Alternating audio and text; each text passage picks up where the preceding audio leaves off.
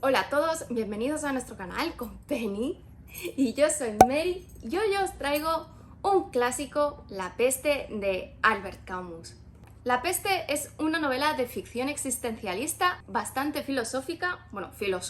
por este escritor francés, y Albert Camus es especialmente conocido por la conformación del pensamiento filosófico del absurdismo, que, para explicar brevemente de qué se trata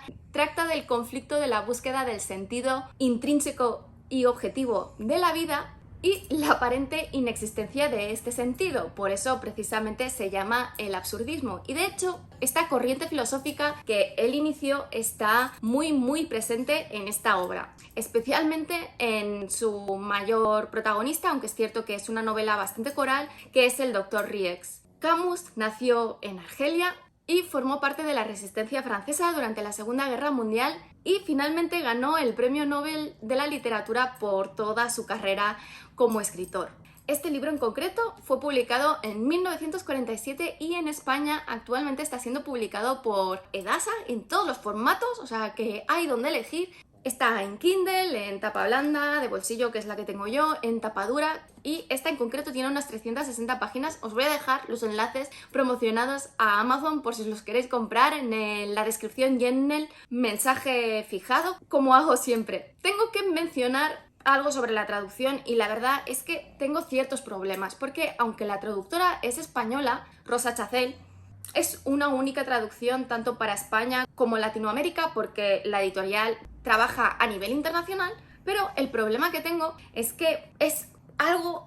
entre uno y el otro y que utiliza palabras que no se utilizan aquí en España y expresiones que aquí no se utilizan ni siquiera en los años 40 cuando se publicó este libro. Así que, bueno, a veces te quita un poco de lo que estás leyendo, estas incongruencias, pero al final es un buen libro y que de verdad lo recomiendo. El libro está narrado en tercera persona por un narrador que nos dice que ha vivido la epidemia, pero que no desvelará su identidad hasta el último capítulo, precisamente porque esta novela pretende ser una crónica objetiva de lo que ha sucedido durante la pandemia y cree que revelar la identidad iría en contra de esta objetividad. Debido precisamente a esta forma de crónica en que nos presenta, aunque hay varios personajes principales, lo cierto es que la clara protagonista es lo que sucede, que es la peste en esta población de Orán, en Argelia, y cómo reacciona la sociedad hacia ella y el gobierno durante las diferentes fases de esta plaga. Primero con incredulidad, de no sé lo que está pasando. Cuando empiezo a poner barreras, pues llegan tarde y mal. Todo esto nos suena muchísimo ahora mismo, por desgracia. Y precisamente por ello, a pesar de que hay algunos diálogos, pero son escasos, no se profundiza en la tridimensionalidad de los personajes, más allá del contacto que tienen con la peste y los problemas a nivel espiritual que se les plantean. Pero tampoco es algo que se eche de menos, aunque a mí sí me gustaría saber ciertas cosas, por ejemplo, del Dr. Rieux, qué enfermedad tiene su mujer, pero es algo que no se nos revela porque está simplemente a un segundo plano. Aquí únicamente se examina todo lo que está relacionado con la peste y las consecuencias que trae para esta sociedad. Asimismo, cada uno de los personajes a los que se les va siguiendo el hilo reaccionarán de una forma muy distinta durante toda esta crisis. En general, la pandemia y el alto ratio de muerte que tiene la peste lo que hace es que predomine un sentimiento de que no existe un Dios o una moral universal. ¿Y qué sentido tiene la vida si no existe un Dios o esta moral universal? Que es precisamente lo que plantea el absurdo, el absurdismo, esta corriente filosófica. Por lo que los protagonistas tendrán que buscar valorar la vida por sí misma y por los que están a su alrededor. De hecho, se cree que Camus se inspiró en la pandemia de cólera que asoló la población de Orán en 1849, que mató a una parte importante de la población y que solamente era la última de las muchas pandemias que había sufrido, porque también había sufrido la peste en 2 ocasiones y que simplemente lo trasladó en el ámbito de la posguerra a finales de los años 40. Y es precisamente por esto que la novela aguanta bien, porque son sentimientos con los que nosotros mismos nos podemos identificar perfectamente en este momento actual que estamos viviendo y que, salvo por los avances tecnológicos, no se diferencia, como os digo, mucho de las condiciones en las que nos hemos encontrado nosotros este último año. Y eso que el COVID tiene una mortalidad muchísimo menor y de hecho pues a veces acciones que se hacen que sabes que para frenar una pandemia son inútiles, ahora que nosotros tenemos esta experiencia dices, estás allí, venga, pero ¿qué haces? ¿No? Y lo iba a hacer en catalán, pero me he controlado. Suscribíos. Y entrando ya en la reseña, como os decía, la novela se sitúa a finales de los años 40 en la colonia de Oran, en Argelia, siguiendo principalmente al doctor Bernard Rieux, que es un doctor de unos 35 años, cuya mujer está enferma, sin especificar, como os digo, en ningún momento de qué, solamente sabemos que en este último año ha estado muy enferma y, por suerte, antes de que se den cuenta de que hay una pandemia, es enviada fuera para recibir un tratamiento específico en un sanatorio que se encuentra en las montañas. Precisamente es el doctor Rieux quien, es que no sé cómo pronunciarlo, mi francés está muy olvidado, que empieza a darse cuenta, ya a preocuparse, porque preocuparse es lo que no hace el resto de la población, de que cada vez hay más ratas muertas en las calles y en las casas, y sobre todo en sitios en los que nunca habían habido ratas, como por ejemplo en su edificio, y que mueren de una forma muy específica, exactamente igual, que básicamente consiste en que salen de los agujeros, joder, con la sirenita, que salen pues de los rinconcitos por los que salen las ratas, vaya, y después de correr desesperadamente como si tuviesen la rabia, se caen y sale sangre de dentro de su boca, por lo que es como mínimo preocupante. A pesar de eso, y a pesar de que cada día van muriendo y se van encontrando más cadáveres de ratas hasta contarse por miles y miles cada día, la población únicamente le molesta por un simple problema estético y de higiene, o sea, no por el hecho de preocuparse de por qué están muriendo tantas ratas, que las ratas siempre son las que abandonan el barco primero, o sea, que son muy inteligentes, aunque personalmente yo tengo un problema muy grave con las ratas porque me crean una fobia importante, así que este libro, que por si no os habéis fijado son en realidad pequeños ratones, o sea, yo lo tenía siempre así, ¿sabes? Con la portada contra el mueble donde estuviese el libro, porque yo os digo que tengo un problema muy grande. Incluso de pequeña tuve un hámster que no consiguió que superase mi miedo por las ratas. La cuestión es que al final el gobierno, que tampoco le da mucha importancia, tras la presión de la población, porque como os digo está todo lleno de cadáveres de ratas, deciden pues intervenir para la eliminación de estos miles y miles y miles de cadáveres, y lo que hacen precisamente es incinerarlas. Y sin saberlo, yo tampoco lo sabía, la verdad, es que la incineración de las ratas es lo que hace precisamente que se desate la epidemia, es el catalizador para la peste bubónica que asolará la ciudad durante aproximadamente un año. No se dicen fechas, pero aproximadamente es lo que transcurre. Rieux, de hecho, empieza a tener varios casos de fiebres, incluido el conserje de su edificio, que mueren a causa de estas altas fiebres al cabo de 48 horas, y en el cuerpo les aparecen unos bubones muy característicos que, bueno, yo veo un bubón y diría ya la peste, y los doctores aparentemente no le daban mayor importancia, pero después de tener 2 o 3 pacientes así, decide contactar a uno de sus colegas, el doctor Castel, y preguntar si se ha encontrado también con casos similares, y entre los dos, pues, aunque no quieren pronunciar la palabra, se dan cuenta de que es la peste.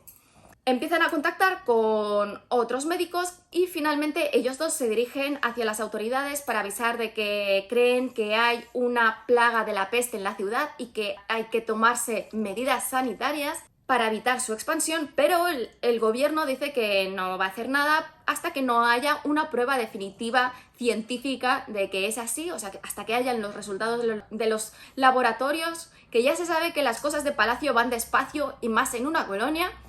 Y precisamente hacen esto para que las medidas que puedan tomar no les perjudiquen políticamente.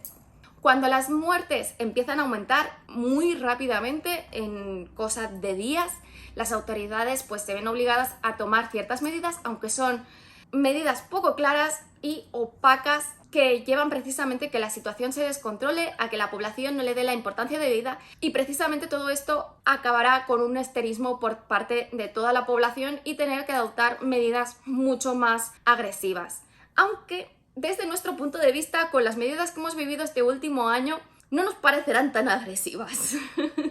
Asimismo, el gobierno francés, pues que está muy bien ahí en su continente, también tarda en reaccionar y mandar los medios y las medicinas necesarias para poder hacer frente a toda esta plaga, porque claro,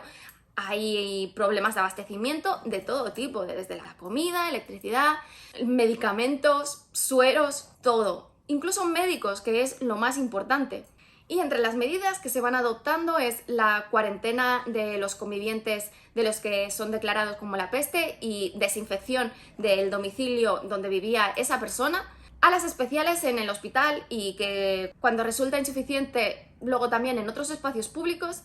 medidas de higiene específicas, se sella la ciudad para que nadie se pueda ir cuando las muertes pasan de los 30 al día, una supervisión de los entierros, de que los familiares no se acerquen, que el muerto esté lo más separado posible de los familiares. Y además, ni la salida ni la entrada de cartas ni mercancías, porque dicen que se puede escapar la enfermedad por allí, pero esto hace que la gente que se queda dentro quede completamente aislada, que por suerte en nuestra era tecnológica esto no nos ha pasado. Pero faltan unas medidas que estaréis pensando que son muy importantes en una enfermedad pues con un índice de mortalidad tan alto, que es que no se cierran los locales ni los cines, todos se reúnen allí juntos y dándose besos y pasándoselo bien y bebiendo alcohol hasta altas horas de la mañana, y además se sigue trabajando y los transportes, en concreto el ferrocarril, va completamente hacinado, que las medidas son muy insuficientes.